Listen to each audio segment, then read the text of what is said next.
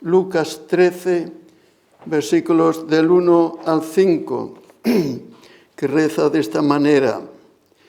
En este mismo tiempo estaban allí algunos de los que le contaban acerca de los galileos, cuya sangre Pilato había mezclado con los sacrificios de ellos. Respondiendo Jesús les dijo: ¿pensáis que estos galileos, porque padecieron tales cosas, eran más pecadores que todos los galileos? Os digo, no. Antes, si no os arrepentís, todos pereceréis igualmente. O aquellos 18 sobre los cuales cayó la torre de Siloé y los mató, ¿pensáis que eran más culpables que todos los hombres que habitan en Jerusalén? Os digo, no. Antes, si no os arrepentís, todos pereceréis igualmente. Recuerdo que el gran pastor Spurgeon, aquel gran pastor bautista del siglo pasado, me parece que incluyendo parte del penúltimo siglo, también hizo un estudio sobre este pasaje, Lucas 13, del 1 al 5, y acentuaba en la serie, no una predicación, sino toda una serie de predicaciones, acentuaba: si no os arrepentís, todos pereceréis igualmente. Y a esto un grupito, tengamos presente que la congregación, ya no decir iglesia, porque una iglesia es la que bueno, todos son iglesia, pero concretamente cuando decimos iglesia, los que se congregan en cierto lugar con paredes y techo. Pero tengamos presente que, al menos en mi ignorancia, me lleva a pensar, ¿dónde albergaría Spurgeon sus 5.000 asiduos oyentes? Pues no lo sé, pero podría ser en algún local externo. La cosa es que en esta serie de estudios que él llevaba de Lucas 13, del 1 al 5, repetía con frecuencia: si no os arrepentís, todos pereceréis igualmente. Y a esto que pensemos, como digo, de 50.000 eran los asiduos oyentes que se congregaban allí, un grupito de unos cuantos vinieron juntos al pastor Spurgeon, al ministro de la palabra, gran ministro, y le dijeron: pastor o ministro, como quiera que sea, ¿por qué hace usted tanto hincapié? Si no os arrepentís, todos pereceréis igualmente. Se les queda mirando y dice: ¿que por qué repito tanto? Si no os arrepentís, todos moriréis igualmente. Pues por lo mismo, porque si no os arrepentís, todos pereceréis igualmente. Y así, queridos, esto llamó mi atención al extenderme, ampliar esta consideración que tuvimos la última vez sobre este capítulo 13, versículo 3, del 1 al 5. Y estuvimos viendo la necesidad que todos tenemos del arrepentimiento. Necesidad porque, como dice, si no os arrepentís, todos pereceréis. Pero ahora nos preguntamos, ¿cuál es la razón por la que, como dice Mateo 7:13, ancha es la puerta y espacioso el camino que lleva a la perdición, y muchos son los que pasan por ella? Ancha es la puerta. Digo, ¿cuál es la razón? O falta de el no estar arrepentido. Esto es la razón del por qué, el fin de ello. Si no os arrepentís, todos pereceréis igualmente. Pues no ha sido estos que no se arrepienten, la razón es porque no todos se arrepienten. Los tales no se arrepienten de la gracia y el don del arrepentimiento, que los que se arrepienten sí son dotados. Vimos que el arrepentimiento en los tales lleva la idea de volver va uno en una dirección y se vuelve, se ha equivocado de camino o se ha olvidado de algo, va en esa y ahora vuelve hacia atrás. La idea de volverse, dejar cierto lugar para volver hacia atrás y darle aquí la palabra, el arrepentimiento es eso, es volverse, va uno en cierta dirección y se vuelve. Y lleva también la idea de, a su vez, en este caso, la idea de tristeza, tristeza y triste, ¿por qué? Porque ha perdido el tiempo que ha venido andando y ahora se da cuenta o percibe que no va por el camino recto. Lleno de pena, y justo eso es lo que hace dejar el pecado, la tristeza, el dolor de haber ofendido a aquel que es su Señor, su Creador, su Dios. Todo esto en conjunto es el arrepentimiento. Y ahora, sí, muchos son los que entran por la puerta ancha y siguen por el camino espacioso que lleva a la perdición. Muchos son. Y hemos de entender que es solo porque no se han arrepentido los tales. Ahí es, ellos siguen ahí en ese camino, no han visto su necesidad, no se han dado cuenta a dónde les lleva ese camino que han emprendido. Y por eso no han visto esa necesidad de volverse de ellos. La ceguera espiritual es la razón que les lleva a ir por el camino torcido.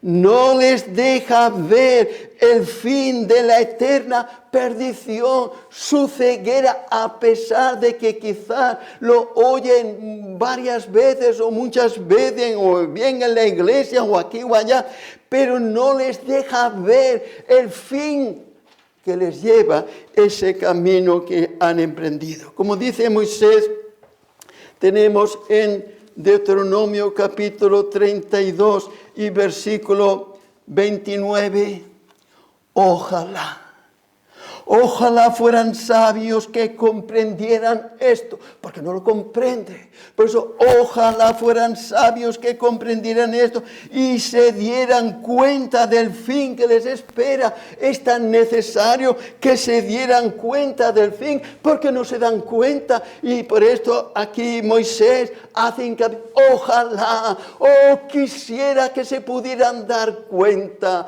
¿Por qué no? ¿Por qué? Porque son muertos, vivos, pero muertos espiritualmente. Ojalá fueran sabios para comprender esto y se dieran cuenta del fin que les espera. Y es que no son sabios. Esta es la razón por la que el autor se siente entristecido, pero no se dan cuenta cuál es la razón que de no ser se aperciben de su situación espiritual, por su situación de muerte espiritual. Esto es la razón de todo ello, como encarece el apóstol, o dice el apóstol Pablo, que él se sentía en otro tiempo, como tenemos 1 Corintios 15, 22, porque así como en Adán, todos mueren. ¿Hay aquí alguien que no proceda de Adán? No hay nadie. Pues entonces en Adán todos mueren. Quiere decir que en Adán todos nacemos muertos. Espiritualmente sí tenemos vida física, pero espiritualmente todos muertos. Todos espiritualmente estamos así. Y así como un muerto físicamente, no se apercibe, no se da cuenta de su situación. Así es insensible a su estado de muerte espiritual, no se apercibe del fin que les espera. Lo mismo que el Hijo de Dios, el creyente, antes de su conversión era insensible. El creyente era en otro tiempo también, no se apercibía de su situación y todo lo espiritual no le decía nada. Por más que pudiera oír un sermón y otro sermón, una predicación aquí, una predicación allá, ni aún se apercibía que era un muerto espiritual, un muerto andando, con vida física, sí, pero muerto espiritual.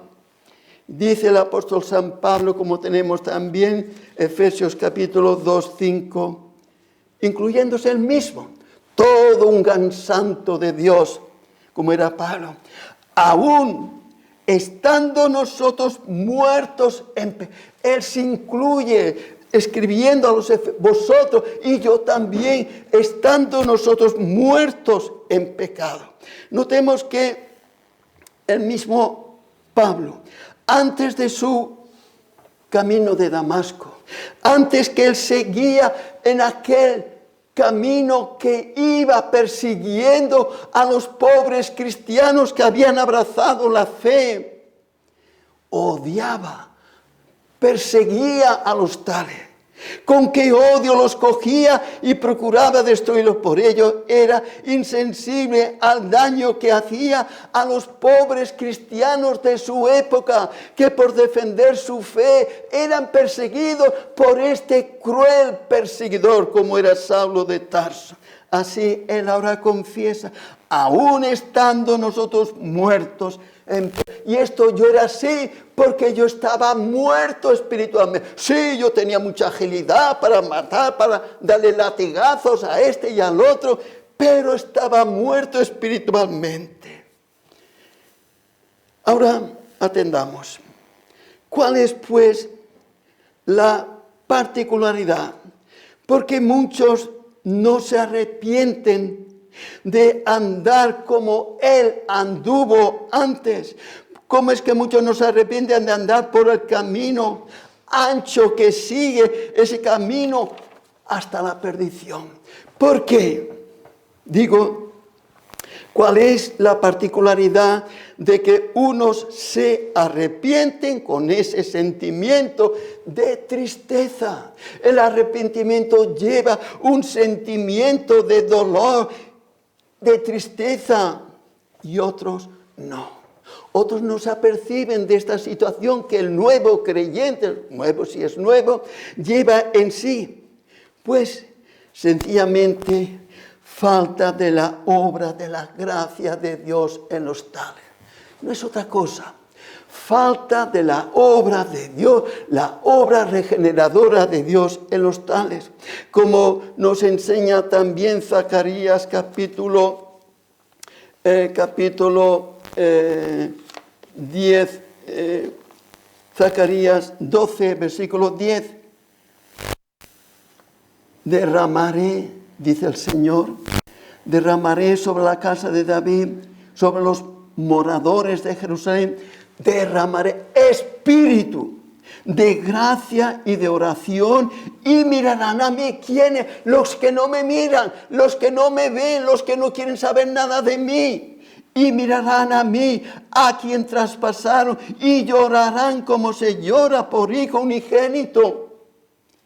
¿Qué es un hijo unigénito? Unos padres que no tienen nada más que un hijo, no hay más. Y este hijo unigénito se muere. Y con qué lamento estos padres sufren, lo único que tenía se les va. Perece.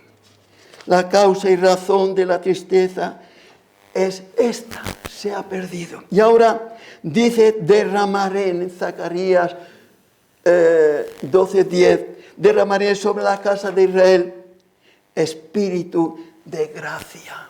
Queridos, y vemos ya lo contrario. Esto es la fuente y origen de todas las gracias en el verdadero creyente. El Espíritu de gracia que el Señor dispone a derramar es el poder divino que hace caer este gran poder sobre gentes que no le quieren, que le aborrecen o que no le aborrecen más porque no saben ni lo que, ni creen siquiera. Y es derramado sobre esta gente y vienen a ser los creyentes en Dios. Ahora, el creyente es una nueva criatura. Ha nacido, Dios le ha dado esta facultad, este poder, está dotado con el Espíritu de Dios. Al creyente ahora ese Espíritu de gracia que ha sido derramado le hace a este que antes era como Saulo de Tarso y otros tantos, los efesios, estando nosotros muertos. Este Espíritu que ha caído sobre Saulo de Tarso y los creyentes de Éfeso les hace volverse arrepentidos, les hace volverse de todo aquello que era contrario a Dios. ¿Qué diferencia ahora? Al creyente el Espíritu de la gracia de Dios no le deja estar ocioso, no le deja estar holgazaneando ni perezoso. En él se ha puesto, ha venido el Espíritu de Dios que le hace moverse, le hace a ser activo por lo referente al reino de Dios. Sí, se esfuerza, como dice también aquí el Señor Jesús en este mismo capítulo 13 de Lucas, versículo 24, esforzaos. El Señor Jesús lo dice a los creyentes que tiene delante, esforzaos, es algo que tenéis que pelear, pero con firmeza, os tenéis que poner firmes, convencidos de lo que sois, de lo que habéis recibido, el Espíritu de gracia. Por lo tanto, esforzaos a entrar por la puerta angosta, porque es angosta. Es estrella y hay que privarse, no podéis con todo el paquete de cosas, no podéis entrar, tenéis que absteneros de muchas cosas. Esforzaos pues a entrar por la puerta angosta. Y así vemos, queridos, cómo el creyente verdadero ha entendido el Evangelio y se esfuerza. Toma interés. ¿Qué hay que hacer? ¿Qué hay que dejar de hacer? No es por obra, es verdad, pero yo me esfuerzo porque quiero honrar, quiero glorificarle a Él y debo privarme de esto, aquello que me aparta, y debo hacer aquello que quizás no me es de tan agrado porque mi naturaleza es rebelde, aunque soy ya un hijo de Dios, pero todavía me rebelo y tengo que luchar contra esas cosas propias de mi vieja naturaleza que está ahí todavía peleando contra la verdad. Y ahí lo tenemos. Ahí pues, esforzaos a entrar por la puerta angosta. Y este esfuerzo por alcanzar la plenitud de vida no es que se crea que el nivel logrado por su propia habilidad. No es algo que él ha conseguido porque, mira, yo soy así. No. Pablo nos da la respuesta. Sentir esta respuesta es, he trabajado más que todo. Yo sí, he trabajado más que todos ellos, como dice 1 Corintios 15, versículo 10. Por la gracia de Dios, ¿qué soy lo que soy? Por la gracia de Dios soy lo que soy. Y añade, y su gracia no ha sido en vano para conmigo, antes he trabajado más que todo ello. Y puntualiza, cuidado, he trabajado más yo he trabajado más que todos ellos, pero, añade, no yo, la gracia de Dios conmigo. Sí, si veis que yo he llegado hasta aquí, que yo soy esto, que yo soy lo otro, es porque la gracia, yo no tengo mérito ninguno, es la gracia de Dios conmigo, es esa gracia suya, solo suya. En Él solo hay miseria y pecado, pero su gracia es la que me ha llevado a trabajarme más que todos ellos. Qué grande es poder sentir del Señor esta bendición. Cuidado. Es como si quisiera decir, no se me malentienda, ni crea de mí lo que no. No es mi propia habilidad, el llegar hasta donde he llegado. No es yo, mi capacidad, mi celo ciego o como sea, no.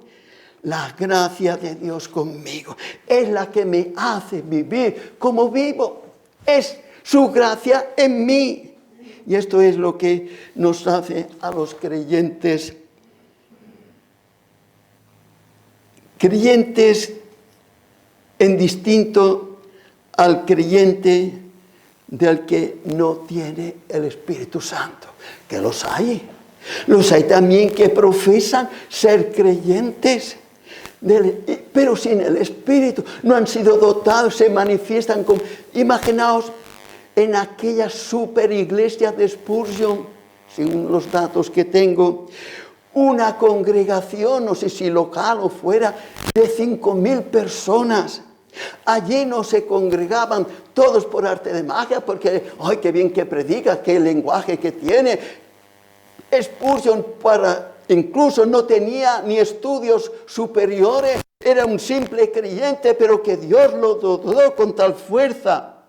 Y este es el Espíritu de gracia, está en él dotando para que pueda predicar como predicaba.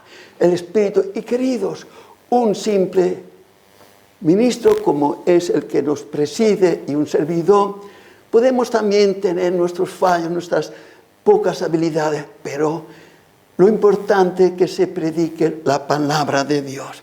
Ahí pues dotado aquellas gracias necesarias para llevar una vida cristiana.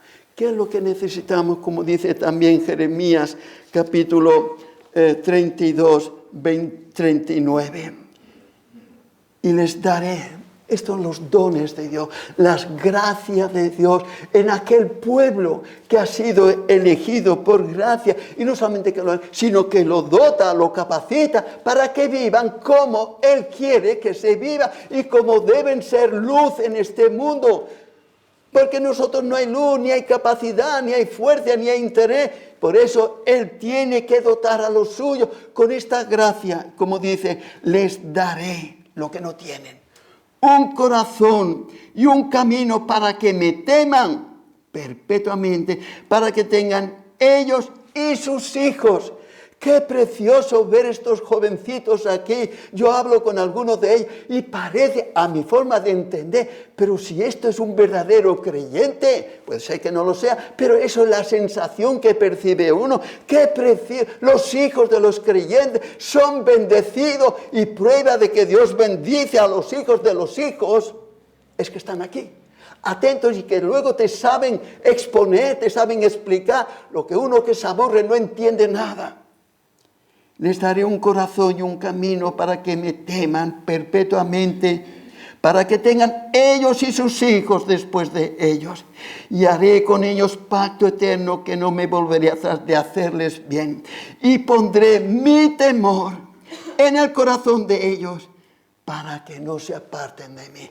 Querido, esto es la gracia de Dios en los verdaderos creyentes. Y qué bendición es todo aquel que puede apreciar y valorar la gracia de Dios conmigo. Como decía Pablo, no yo. Si estoy aquí no es porque yo tenga mucho interés en venir aquí. Es la gracia de Dios que me ha levantado, me ha cogido a mí como los que me acompañan. Nos ha levantado y venga a prepararse, hoy es el día del Señor. No te pongas el pantalón de ayer, ponte hoy, que puedas dar fe de que es día de reposo. Así pues, queridos, esto es la bendición. Qué precioso. Y esto es lo que en ocasiones vemos a personas llorando, como lamentándose de sus propias debilidades. La obra de la gracia de Dios en ellos. Ahí los tenemos. Él, aunque es una persona que por cuyos pecados Cristo murió sobre él, ya está escrito en el libro de la vida su nombre. Ya está ahí.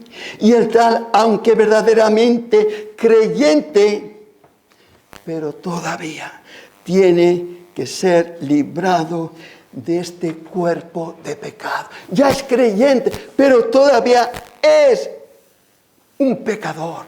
Todavía tiene que ser librado de este cuerpo de pecado. Todavía él se ve rodeado de 1000 tentaciones, en muchas de las cuales caerá y en otras se enfangará de tal forma que le parecerá imposible que pueda salir de ese enfango en que ha caído.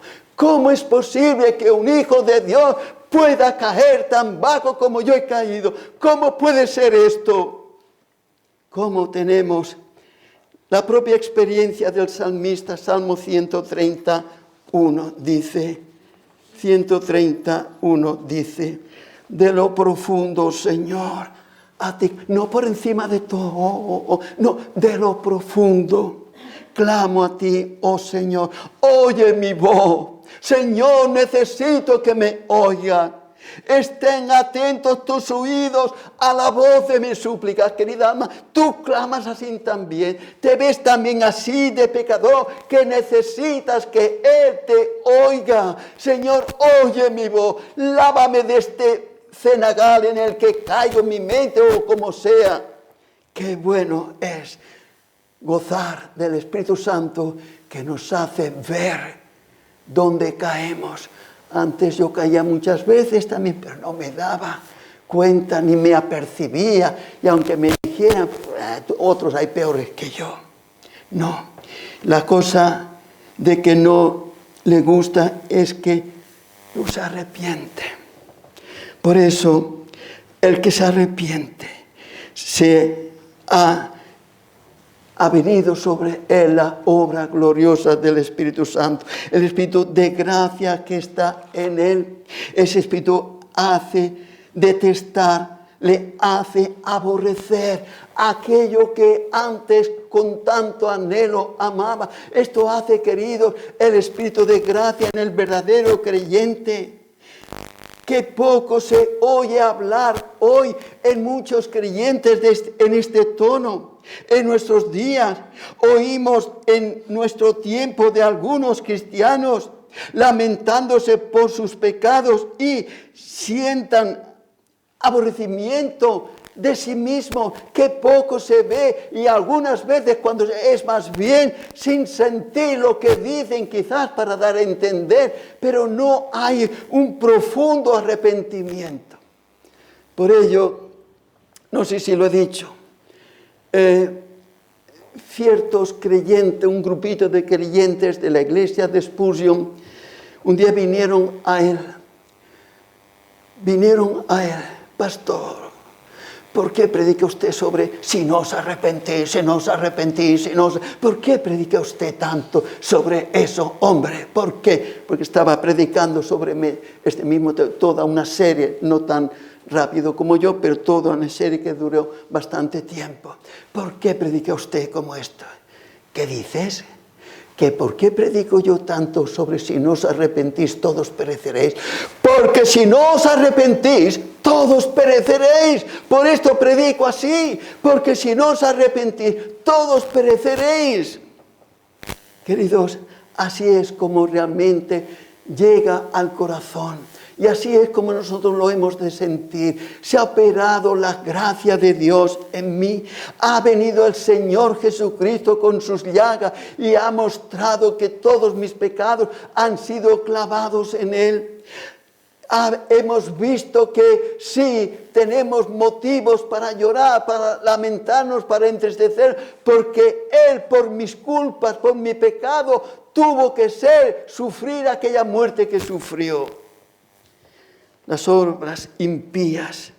Más bien lo que en general se percibe es que hay una complacencia en el mundo cristiano de nuestro tiempo.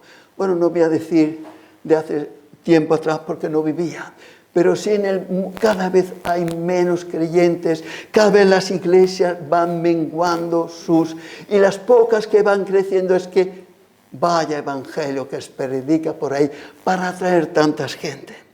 ¿Quién en nuestros días se expresa así como tenemos el Salmo 132, versículos 9 pues la verdad no lo encuentro ahora, pero aquí en el versículo 32 expresa él de una forma que a ver si es que, pues no lo encuentro ahora, no lo tengo, pero realmente es algo que realmente necesitamos también experimentar. Aquí hemos de observar que no es tanto la persona como tal hacia la que siente desagrado, sino la obra del Señor Jesucristo. El hecho de que Él aborrece ahí a los pecadores, las obras de los enemigos de Dios. 101, versículo 1, 101, misericordia y juicio cantaré. A ti cantaré, oh Señor. A ti, y versículo 3, no pondré delante de mis ojos cosa injusta. Aborrezco la obra de los que se desvían. No es tanto aborrecer a la persona, dice el texto, aborrezco la obra de los que se desvían. No es para mí esa actitud, no es eso lo que yo debo seguir. El que se ha arrepentido con arrepentimiento de Dios, detesta, no le agrada todo pecado, no lo de forma particular esto.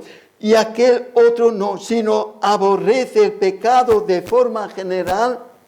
Quiere decir todo lo que en sí sea pecado. Debemos nosotros, es nuestro deber aborrecer todo aquello que no sea para con Dios honra y gloria. Todo lo que sea desobedecer a Dios y su ley, eso es desagradar a Dios, no estar con Él.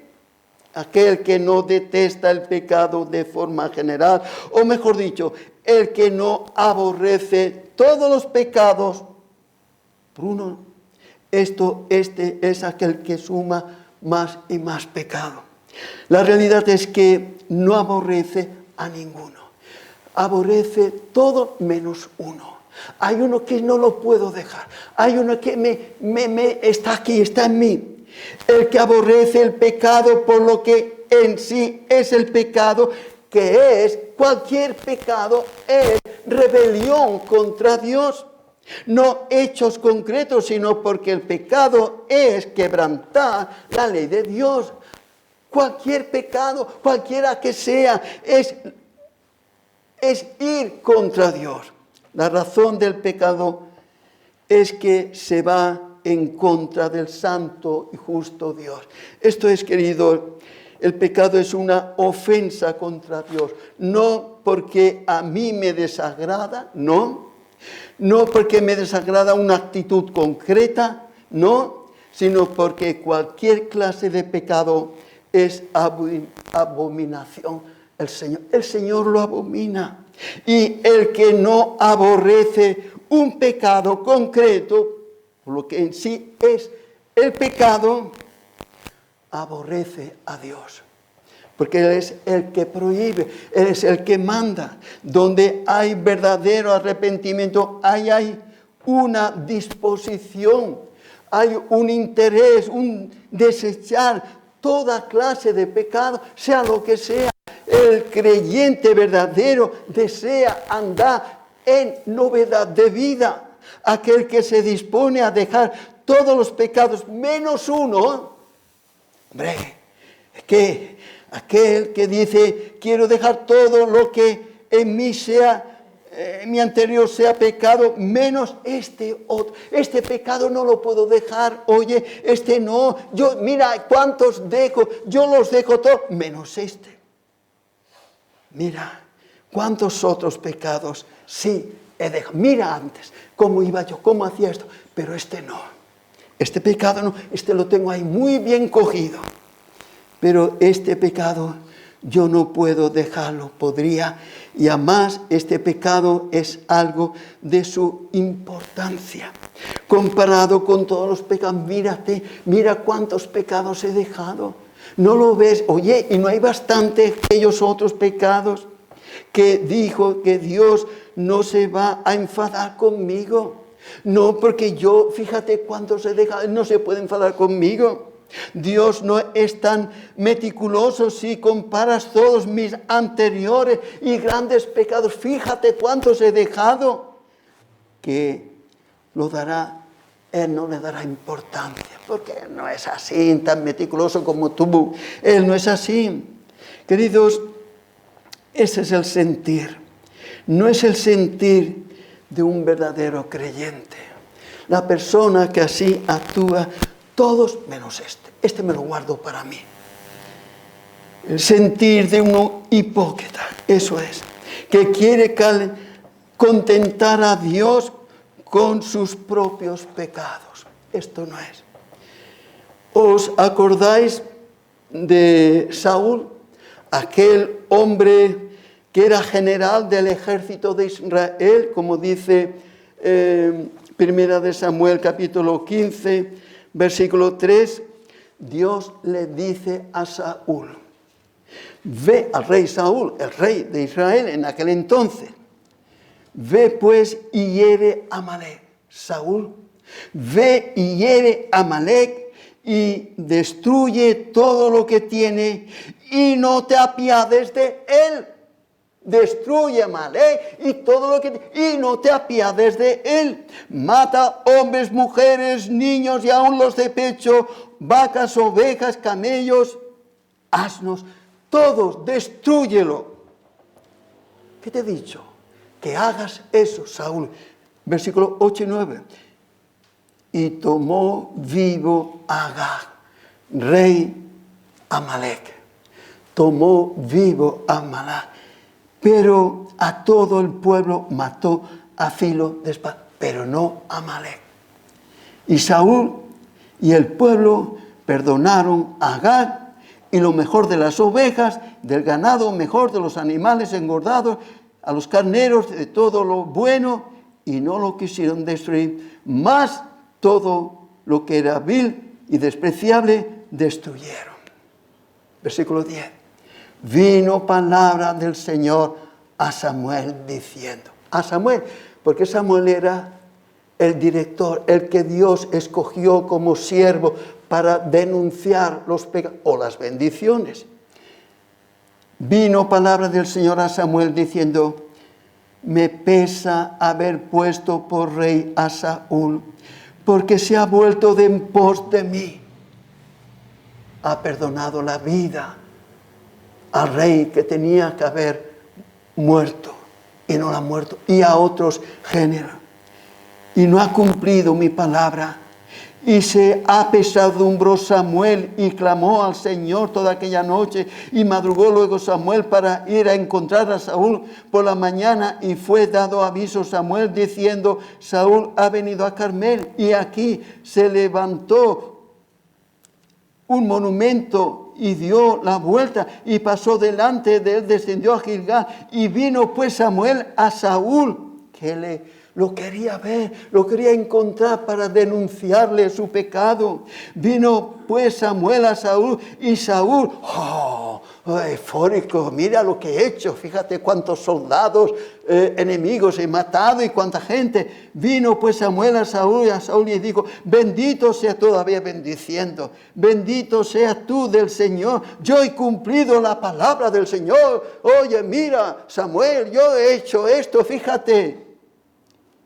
Y Samuel entonces dijo, oye, que tengo oídos, pues qué balido de ovejas y bramido de vaca es este que yo oigo con mis oídos.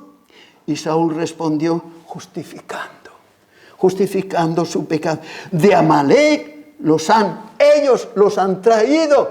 Pero ¿qué pueden hacer ellos si tú no les ordenas? Ellos están bajo tus órdenes. De Amalek los han traído porque el pueblo perdonó lo mejor de las ovejas, de las vacas, para sacrificar, y el Señor tu Dios demás. Entonces dijo Samuel a Saúl, déjame declararte lo que el Señor me ha dicho esta noche. Y él respondió, venga, yo te escucho, ¿qué me va a premiar? Y dijo Samuel, aunque eras pequeño en tus propios ojos, no has sido hecho jefe de las tribus de Israel y el Señor te ha ungido por rey sobre Israel. Y el Señor te envió en misión y dijo, ve, destruye a los pecadores de Amalek. ¿Quién da aquí la orden? ¿Quién manda aquí? El Dios creador de todos, el Señor único. Ve, destruye a los pecadores de Amalek y hazle guerra hasta que los acabe. ¿Por qué pues no has oído la voz del Señor, sino que vuelto del botín has hecho lo malo ante los ojos del Señor? Ahí vemos cómo ya Samuel le manifiesta lo gran mal que ha hecho. Y aquí la cosa es que lo que Saúl creía bueno, resulta que es malo a los ojos de Dios. Y queridos, por ello no es tanto lo que nos parece a nosotros, sino es lo que le parece a los ojos del Señor, lo que hemos de mirar siempre. Y esto es lo que siempre hemos de cuidar, de tener en cuenta. No lo que a nosotros nos parece bueno, sino lo que a Dios le parece bueno.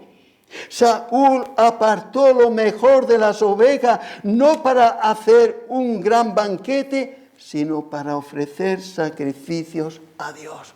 Él quería hacer esto. Apartó lo mejor de las ovejas, del ganado, para hacer sacrificio. Y esto en el fondo pareciera que era bueno para contentar a Dios.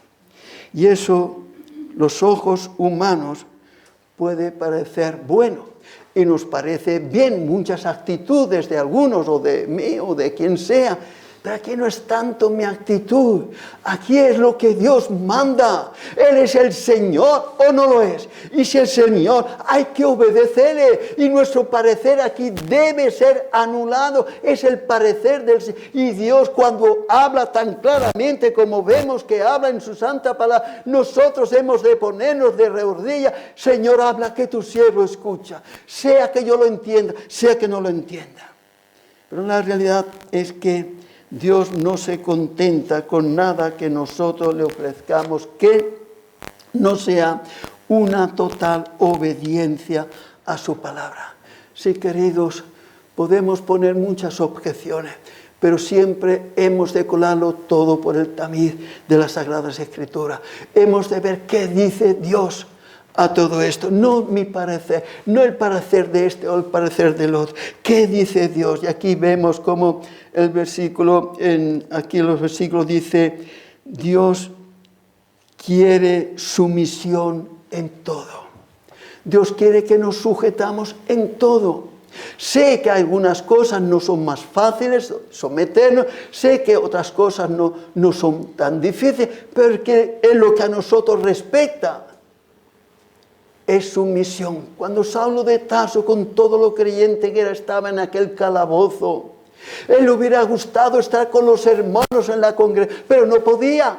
Hay cosas que queremos, pero no podemos. Una cosa es que no podamos y otra cosa que aunque no podamos, tampoco queremos.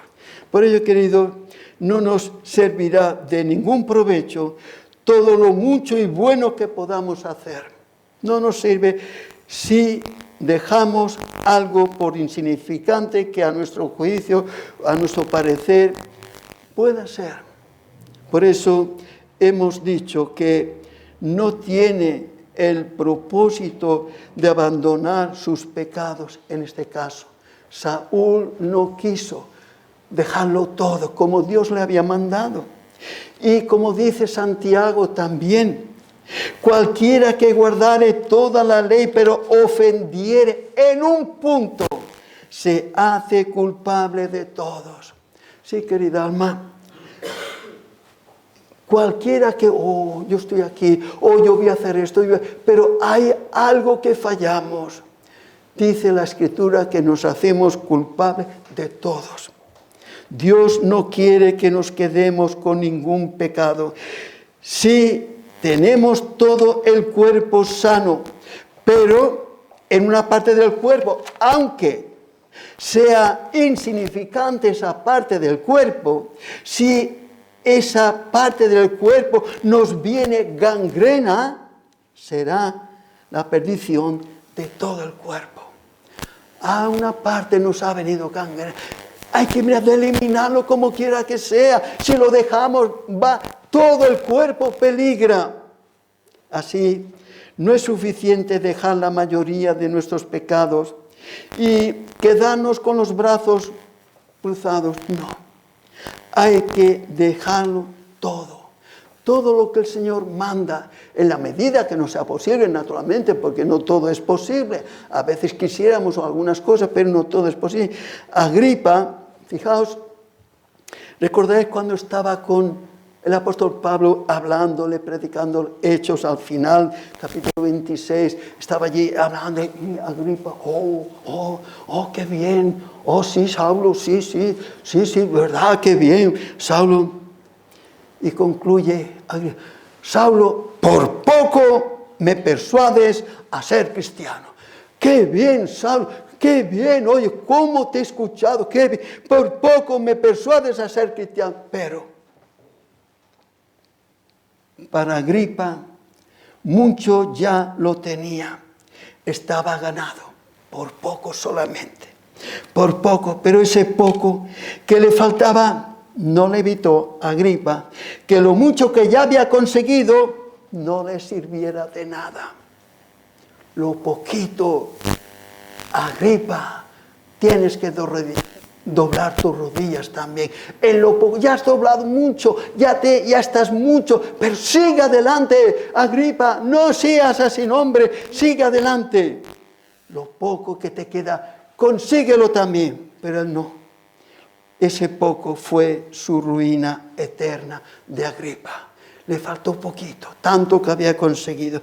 Queridos, y así es como nosotros hemos de procurar también en la medida del Señor. No sería yo avergonzado, dice un salmo, cuando atendiese a todos tus mandamientos.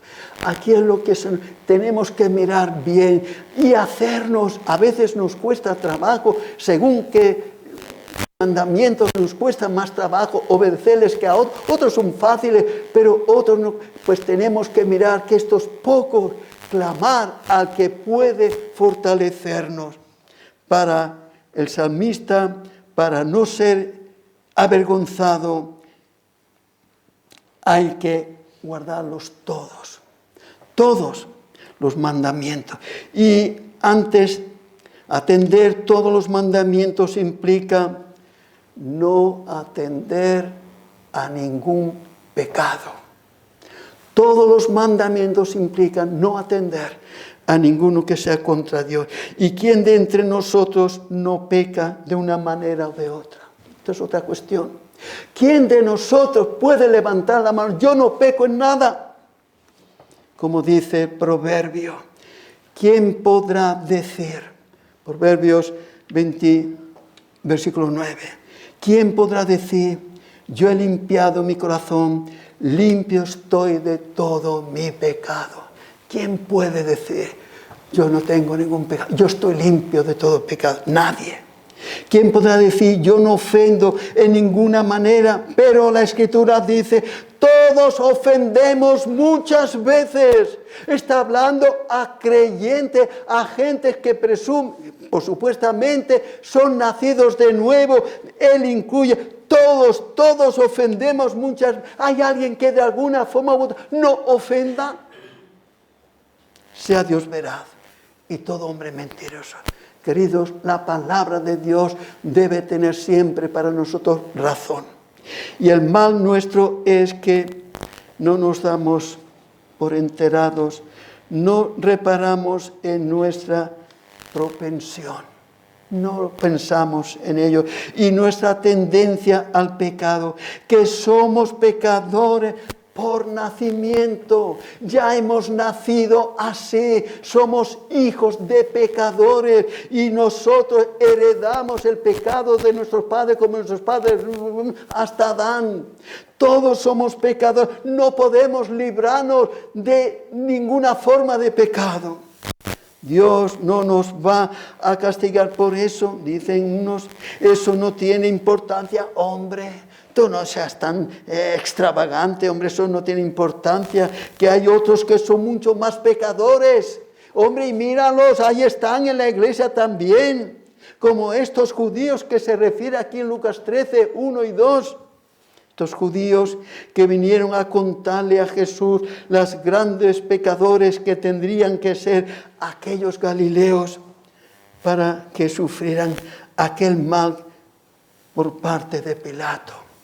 Y Jesús les dice, si no os arrepentís, todos vosotros también, si no os arrepentís, todos pereceréis igualmente. Pero ellos mismos pensaban que no eran tan grandes pecadores, o nosotros no.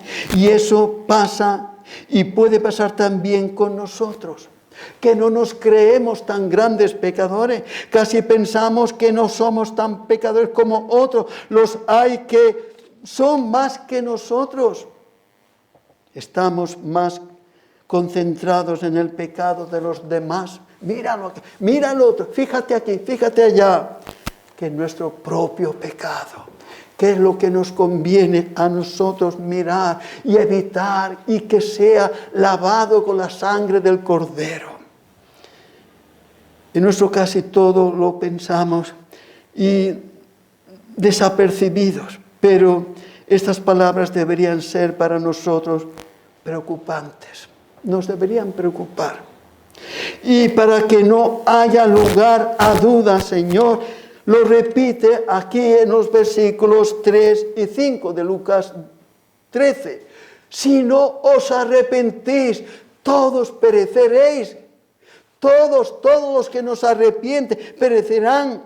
Esto implica la seriedad de este asunto, queridos.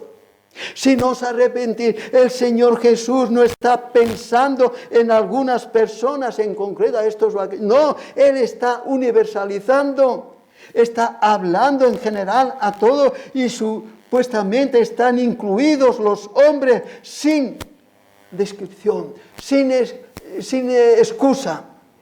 Si no os arrepentís, todos, quiera quien sea, todos pereceréis. Por eso es necesario que cada noche, antes de que el sueño nos acabe de vencer, ponernos de rodillas en nuestro lecho y clamar, Señor, ¿con qué pecado me acuesto esta noche todavía? ¿Con qué pecado que no ha sido limpiado con la sangre del Cordero? Oh Señor, yo estoy ciego, no lo veo, pero tú que lo ves todo, Señor, ilumíname. Pero a su vez, el arrepentimiento debe abarcar a todos los pecados, sin excepción. No debe haber ninguno, no debe quedar ningún pecado del que no nos arrepintamos. Todo pecado es pecado, toda ofensa contra Dios es un pecado, todo desliz, sea lo que sea. De ahí nuestro cuidado y nuestro esmero en examinarnos a nosotros mismos, a ver qué puede haber todavía ahí, a ver, Pepe, ese corazón, a ver qué hay por ahí todavía que esconde, que no te apercibes, no te das cuenta, porque no te examinas. Examinaos a vosotros mismos si estáis en la... Examinaos, probaos. Sí, queridos, es un mandamiento del examinaos a vosotros mismos, que no haya en alguna forma de nuestra vida o en algún rincón del corazón algún pecado oculto. Nuestra pecaminosidad es tan grande que con cuanto más habituados estemos al pecado, más desapercibidos lo hacemos, más pasamos por alto, porque ya perdimos. Cuando una persona la vemos por primera vez, oh, aquí está fulano, oh, ayer lo he visto, oye, y cuando ya lo vamos viendo cada día, pues ya está, ya sabemos quién es. Y así el pecado, nos habituamos al pecado. Muchos de los pecados que cometemos no somos conscientes. ¿Cuántos pecados o no reparamos en lo que ello implica para el Señor? El Señor 3 veces santo y nosotros no le damos importancia a este pecado o a aquel otro pecado. Él es santo, 3 veces santo y Él lo ve todo. Y nosotros, tan ligeritos que somos, tan buenecitos que no le damos importancia. Pecamos con tal naturalidad, como si nada malo hiciéramos. Este es cuando estamos habituados, como si nada malo hiciéramos. Y por ello tenemos que ser muy diligentes, querida alma, como nosotros contemplamos y examinamos tanto nuestra forma de vivir como nuestra forma de ser en general. Examinaos a vosotros mismos, dice el apóstol Pablo, segundo a los Corintios 13:5. Examinaos, probaos a vosotros mismos, si estáis a no ser, y a no ser, nos debería hacer temblar. Examinaos a vosotros mismos. Aquí David era consciente de que muchos errores se le pueden escapar.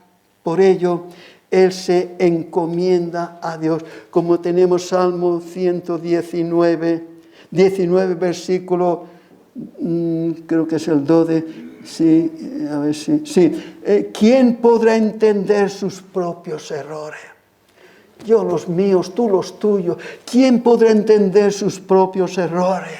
Y aquí viene, y la respuesta es, una vez uno se examina a sí mismo y ve que soy tan ciego a mis errores, unos ojos muy grandes para ver los errores ajenos, pero ¿y los míos? ¿Quién podrá entender sus propios errores? Y aquí está la súplica, el ruego que le hace el Señor, comprendiendo que es tan fácil, líbrame de los que me son ocultos. No sé los demás qué hacen. ¿Quién podrá entender sus propios errores? No lo sé, ni me preocupa porque no tengo yo que dar cuenta de ellos. Pero ¿y los míos?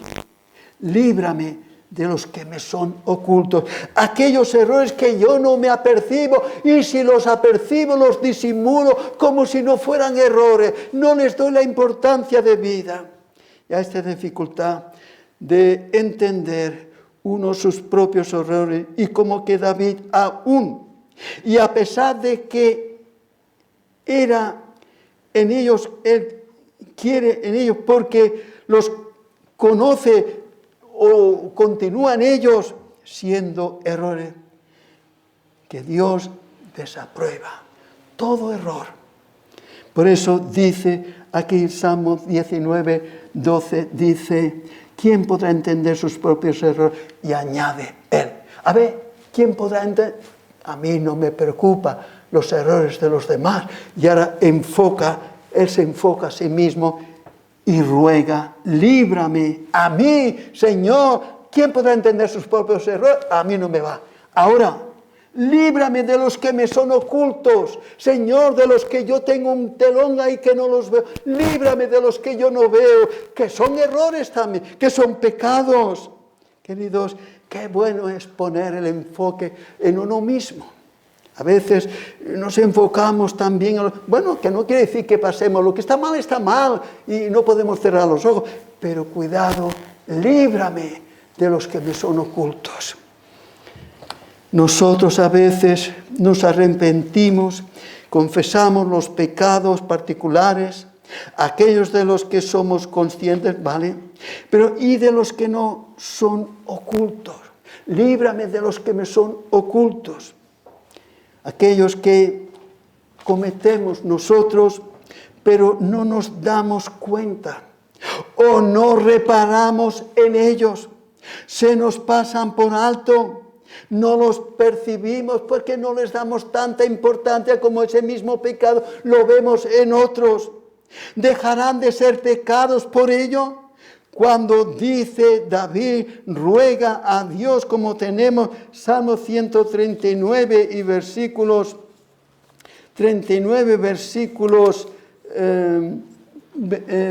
23, examíname, oh Dios, y conoce mi corazón, pruébame y conoce mis pensamientos, y ve, tú que tienes ojos para ver, yo no, los míos no, y ve si hay en mí camino de perversidad. Tú ves, Señor, confesemos a Dios también esta noche, mañana, cuando sea, o después del culto, cuando sea. Líbrame de los que me son ocultos, esos pecados que yo no veo, condeno en los otros. Sí, muy sabio, muy pronto a condenar, pero ¿y los míos? Oh Señor, líbrame de los que me son ocultos. Queridos, Esto es lo importante. Examíname tú. Tú que me conoces mejor que yo a mí mismo. Tú que me sabes de qué pie cojeo. Líbrame de esos pecados que me son ocultos. Porque le pide a Dios que examine, que Él vea. ¿Por qué?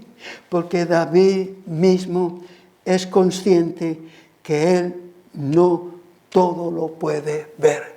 El gran David, el gran santo de Dios, consciente que Él no todo lo ve. El pecado es tan engañoso, el pecado es tan sutil en nosotros y nosotros tan poco propensos que somos a verlo, tan poca atención que le dedicamos a verlo. Y si no lo reconocemos, ¿cómo nos vamos a arrepentir con lloro y lamento? ¿Cómo se nos encarece que lloremos delante de Dios con lloro y lamento? David pasó por la triste experiencia del pecado oculto. ¿Qué pecado ha cometido? Tuvo Dios por medio del profeta Natán, tuvo que descubrírselo, porque él no lo veía. Él no veía, sabía que supuestamente ese es digno de muerte.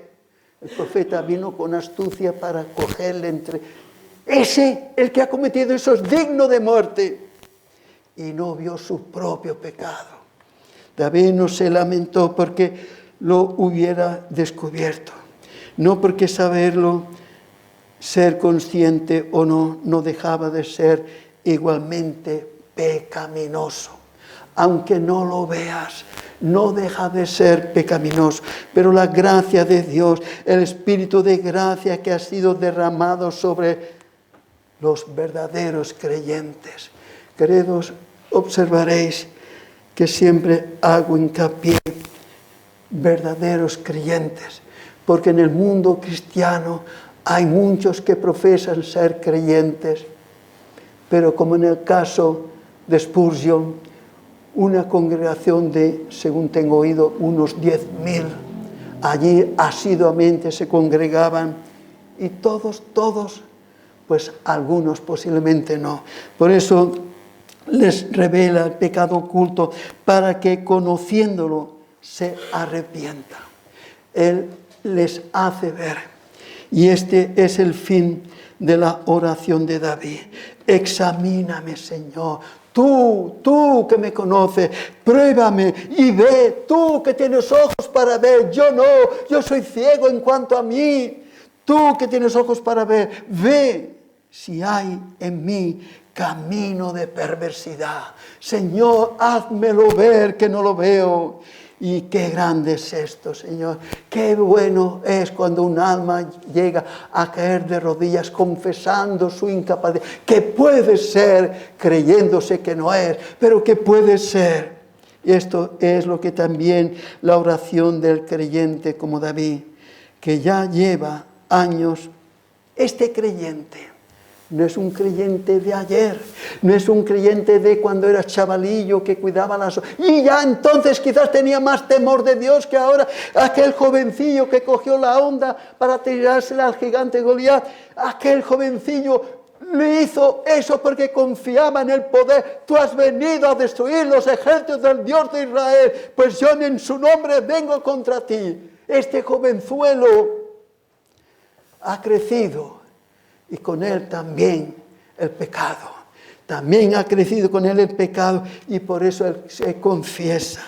No es un neófito como creyente a estas alturas. No es un gentil, no es un pagano que acaba de convertirse a Dios. No, es un creyente maduro, David, a estas alturas. Que cree en la obra de Dios, que es perfecto Dios, que aquel a quien Dios salva no perseverará, ciertamente, pero también cree que los verdaderos hijos de Dios también pueden pecar. Y pecan, y prueba de ello, el mismo. Los hijos de Dios también pueden pecar, y muchas veces pecan.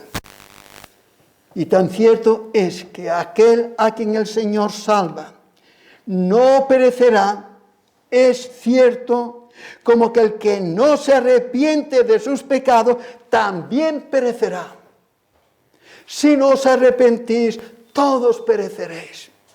Por ello, son precisamente los verdaderos creyentes como David y otros muchos, que los que con diligencia se examinan, se vigilan, ellos a sí mismos, no se dejan que otros los vigilen, que ya tendrá algunos también que también lo vigilen, pero él se vigila a sí mismo, porque sabe que aunque el espíritu está dispuesto, pero la carne es débil.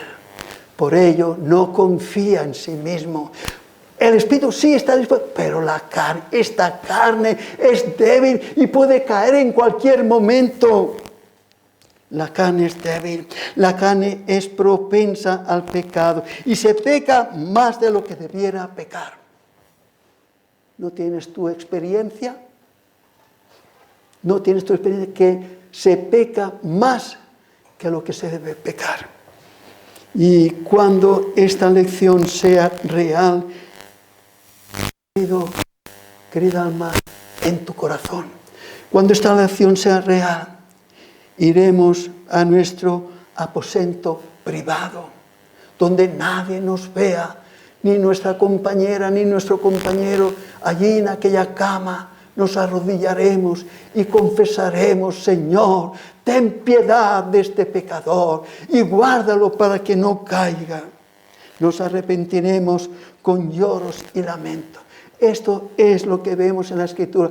El arrepentimiento verdadero es con lloro y con lamento.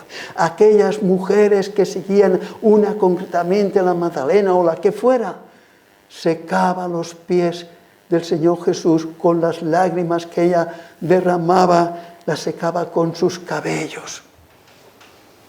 Queridos, así debemos secar también nosotros nuestras lágrimas que caen a los pies del Señor Jesús y secarlas con el poder del Espíritu Santo. Oh, queridos, que el Señor nos dé gracia, nos dé habilidad para entender estas verdades. Los que lloran es porque no han entendido, dicen algunos. Hay por ahí. Los que lloran es porque no han entendido el Evangelio de la gracia salvadora de Dios. No, eso es un error. Eso es no haber entendido el Evangelio, sino que seremos de aquellos que el Señor Jesús dice de los tales: bienaventurados, ¿quiénes? ¿Los que nunca pecan? No, bienaventurados los que lloran. ¿Y por qué lloran?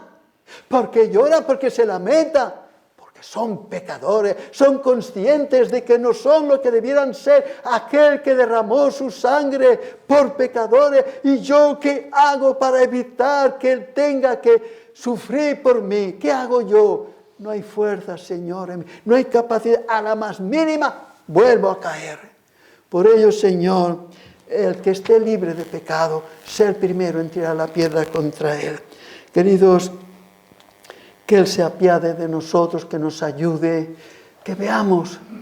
La iglesia de nuestro tiempo es una iglesia de muchos números. No, que va, ni de muchos números. No, las iglesias se están vaciando. Algunas con el cese de otras sí, se van aumentando el número. El otro día estaba viendo una iglesia, pero se aumentaba, pero con iglesias de otros que van quedando, pero también cada vez hay menos cristianos protestantes, cada vez hay menos, y es porque no hay esta convicción de pecado, no hay lo que necesitamos. Por ello que el Señor nos ayude y nos asista y haga que esta congregación, al menos que permanezca, que el Señor se compadezca de cada uno de nosotros, que falta nos hace, y quiera que esta iglesia, al menos, si no en número, en piedad, en sumisión a la palabra. Y para ello necesitamos oírla, como solemos oírla aquí por su gracia, oírla y obedecerla. Que el Señor pues nos asista en todo. Amén. Y ahora, Señor, que estás en los cielos, otra vez, ¿qué hemos de decirte a ti, Padre? ¿Cuántas veces te hemos pedido perdón ¿Y cuántas veces hemos tenido que volver a repetir, vuelve a perdonarnos? Oh Señor, quisiéramos ser de aquellos que tu palabra nos menciona, aquellos que perseveran fieles hasta el fin. Oh Señor, que no seamos como aquel centurión, por poco me persuades. Oh Señor, que estemos plenamente persuadidos de lo que somos y que ello nos haga sentirnos en la necesidad de acudir a la sangre de tu Hijo, nuestro Señor, que eres quien perdonas por esa sangre los pecados. Guárdanos pues en lo que resta de este día. Cuídanos a todos, Padre. Por tu Hijo te lo pedimos. Amén, Señor. Amén.